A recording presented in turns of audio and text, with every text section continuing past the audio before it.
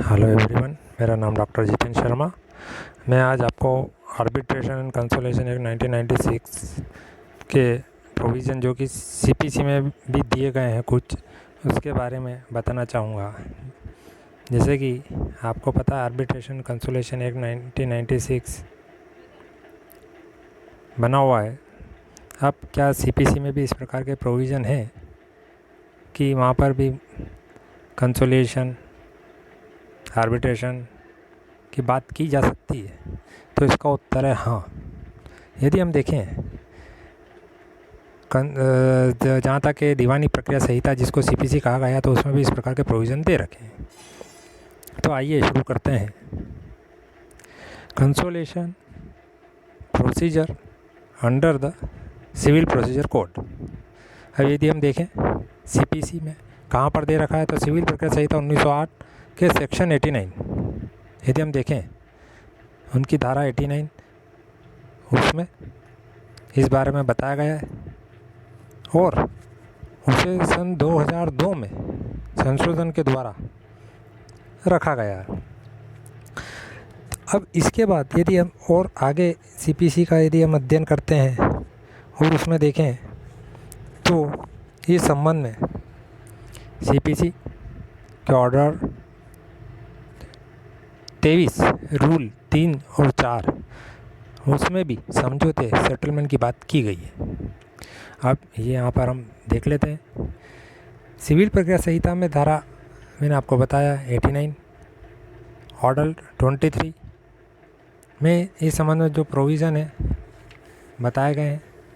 माननीय न्यायालय को भी सीपीसी दीवानी प्रक्रिया संहिता, आप जानते ही है दीवानी जो प्रकरण है काफ़ी समय लंबित रहते हैं, तो उन्हें शीघ्र निराकरण हो सके इसके लिए माननीय न्यायालय जब दावा पेश किया जाता है तो उसी दौरान सबसे फर्स्ट प्रोसीडिंग जो होती है उस दौरान लिखा जाता है, सामने वाले के लिए विपक्षी पार्टी के लिए नोटिस जारी किए जाते हैं और उसी दौरान लिखा जाता है धारा 89 की प्रोसीडिंग सिविल प्रक्रिया संहिता। ये बहुत आपको प्रैक्टिकली देखने लायक बात है कि धारा 89 का प्रयोग माननीय न्यायालय जो है शुरू में ही फर्स्ट प्रोसीडिंग कर देती है और कहती है कि यदि पक्षकार चाहे तो मध्यस्थता सुलह के माध्यम से भी उसका निपटारा कर सकते हैं। तो माननीय न्यायालय ने में भी प्रोविज़न दे रखे हैं। इसके बाद हम यदि देखें तो यहाँ पर यह व्यवस्था की गई है कि जहाँ न्यायालय को यह प्रतीत हो कि किसी भी मामले में पक्षकार में समझौता हो सकता है, तो वह ऐसे समझौते के लिए बिंदु तय कर सकती है तथा पक्षकारों को देगा और पक्षकारों के द्वारा उन पर विचार कर लिए जाने के बाद उस मामले को समझौते के लिए दे सकते हैं। अब उसमें क्या है, एक तो जैसे आपको पता है मध्यस्थम आर्बिट्रेशन, दूसरा सुलह कंसोलिएशन, लोक अदालत अथवा मीडिएशन हेतु निर्देशित किए जा सकते हैं। इसी के बाद और यदि देखें इसमें तो मैंने आपको बताया है क्या ऑर्डर 23 रूल 3 और 4 में प्रावधान भी दिए गए हैं, जिसमें यदि पक्षकार चाहें तो वाद से स्थित किए जाने के पश्चात पक्षकार कभी भी समझौता कर सकेगा और ऐसे समझौते का प्रभाव वाद पर एवं विवाद का अंत हो जाएगा।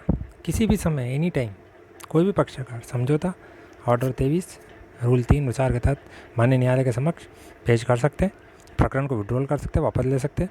समझौते के आधार पर पारित डिग्री की अपील भी नहीं होगी। एक चीज़ और देखने लायक है, यदि आदेश 23 रूल 3 और 4 के तहत अगर समझौता होगा तो उसकी अपील भी नहीं होगी और ऐसे प्रावधानों को संहिता में उल्लेख किया गया है। तो इस प्रकार यहाँ पे यदि हम देखें तो प्रोविज़न दे रखे हैं, लेकिन कुछ ऐसे भी समझौते नहीं होने चाहिए जो विधि विरुद्ध हो या लोक नीति के विरुद्ध हो। यदि और ऐसे भी नहीं होने चाहिए कि किसी अवयस्क के हितों के प्रतिकूल हो। ऐसे भी नहीं होने चाहिए कि एक पक्षकार के प्रति सारभूत अन्यायपूर्ण हो। तो यह माननीय न्यायालय समझौते होते समय ये देखेगा। तो इस प्रकार अगर कभी क्वेश्चन आता है आर्बिट्रेशन सुलह अधिनियम 1996 के तहत कि क्या सीपीसी में इस प्रकार के प्रोविजन दे रखे, तो आपको लिखना है हाँ होते हैं धारा 89, ऑर्डर 23, रूल 3 और 4। तो मैंने आपको समझाने का प्रयास किया आज इसके माध्यम से। Thank you.